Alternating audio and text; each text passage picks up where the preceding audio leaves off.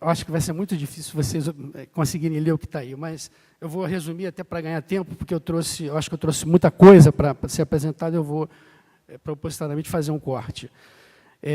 Nesse primeiro retângulo, aqui, aconteceu um problema, tá? Ok. Obrigado.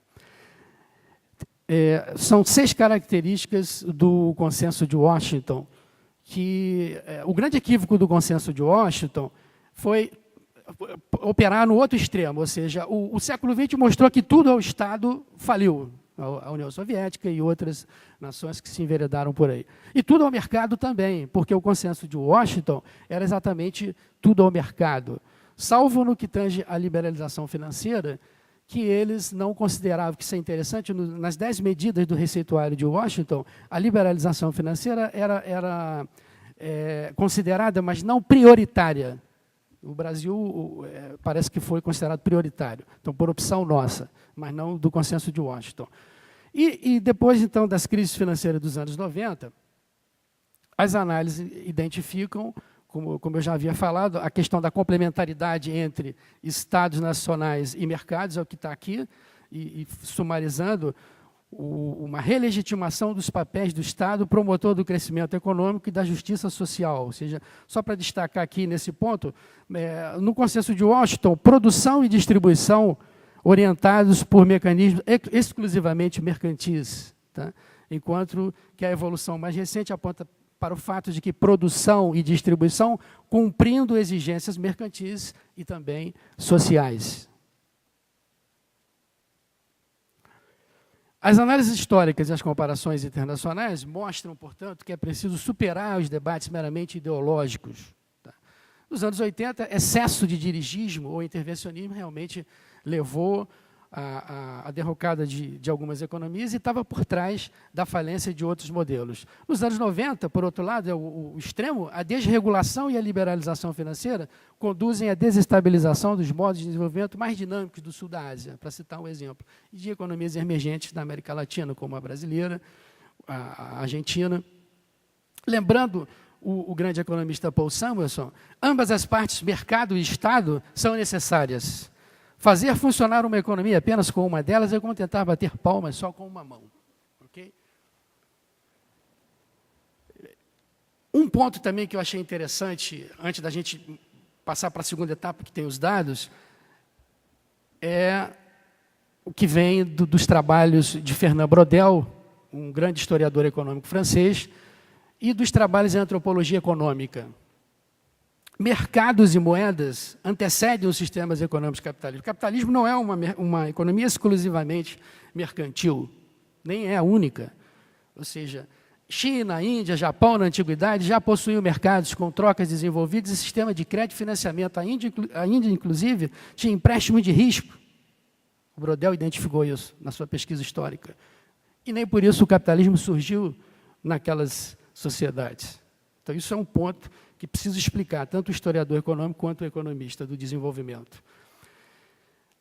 E por uma razão, as economias capitalistas elas não se definem como exclusivamente mercantis. São economias de mercado, sim, mas muito, muito particulares, pois a principal relação de produção e distribuição é a relação salarial, ou, se quiserem, a relação capital-trabalho. Ou seja, aquelas economias antigas, apesar de terem moedas e mercados, o capitalismo não surge, porque faltava ainda a difusão do trabalho assalariado como relação principal de produção e distribuição primária na renda. Um país como o Brasil, por exemplo, quase 80% do pessoal ocupado é assalariado. Então, inclusive, estatisticamente, o peso da massa salarial como determinante do consumo na economia capitalista brasileira é inegável. Tá? Toda economia capitalista tem como base o peso do trabalho assalariado, ou seja, a participação forte do trabalho assalariado como principal relação de produção e de distribuição primária da renda. Um outro ponto também a ser destacado é que o mercado de trabalho e o mercado monetário não funcionam como um mercado de produto. Não são mercados quaisquer, são mercados muito específicos e que exigem determinadas regulações que só podem ser viabilizadas por parte do poder público, do Estado. Tá? E quando a gente fala do Estado, não significa do Estado autoritário, do Estado antidemocrático, mas do Estado que efetivamente possa estar representando toda a coletividade, toda a sociedade, o Estado democrático de direito. Um esquema para sumarizar as três relações determinativas da lógica e da natureza das economias capitalistas. Ou seja, é muito comum na mídia até hoje, enfim, a gente ouve, sobretudo quando a União Soviética ruiu, está evoluindo para a economia de mercado. Que tipo de economia de mercado? Aquelas da antiguidade? Ou seja, a expressão, caracterizar o capitalismo como economia de mercado é muito pobre, é reducionista, para ser mais técnico. Ou seja, a economia capitalista, elas reúnem três relações sociais fundamentais. A relação mercantil, tá? E nesse sentido o capitalismo expande a relação mercantil muito mais do que as sociedades anteriores. A relação monetária e a relação salarial. No entanto, a conjunção, porque o capitalismo funciona a partir da conjunção dessas três instâncias, ela não se dá de maneira espontânea, sem problemas, sem contradições. Ou seja, as intervenções públicas podem ser pontuais, e é exatamente isso que os países europeus, a Alemanha, os Estados Unidos fazem. Tá? Ou seja, é preciso uma regulação da relação salarial, e a gente implica em ter direito trabalhista. A relação monetária tem que ter direito financeiro, tem que ter banco central. Relação mercantil, a gente tem que ter direito comercial, e por aí vai. Na etapa 2, a gente passa agora para explicar rapidamente o que significa financialization, o que significa financiarização, e o que isso pode implicar para o desenvolvimento econômico. O processo de financiarização e suas consequências econômicas. Um pesquisador francês, recentemente, num livro, a partir de uma análise de longo prazo, que chega até o século XX, ele diz: a liberalização financeira permitiu o surgimento de uma economia internacional de especulação. Tá? Esse é o primeiro ponto. Tá? Década de 80, início da globalização financeira, com a desregulação dos mercados e o desenvolvimento de novos instrumentos financeiros, o sistema monetário financeiro internacional, ele vai, então, ser transformado, digamos assim, profundamente, desde a sua configuração original, a partir de Bretton Woods, ou seja, passar de uma economia internacional de endividamento para uma economia de finanças diretas, ou seja, a famosa desintermediação bancária. Década de 90, os mercados de títulos se desenvolvem e se liberam das últimas restrições regulamentares.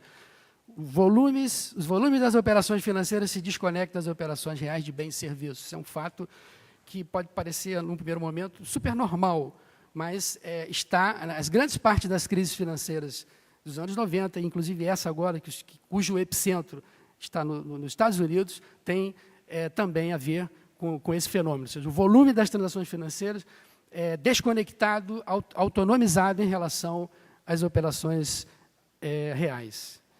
Lucro financeiro reflete mais as variações dos preços ativos do que as transações reais, o que são duas maneiras de se dizer a mesma coisa.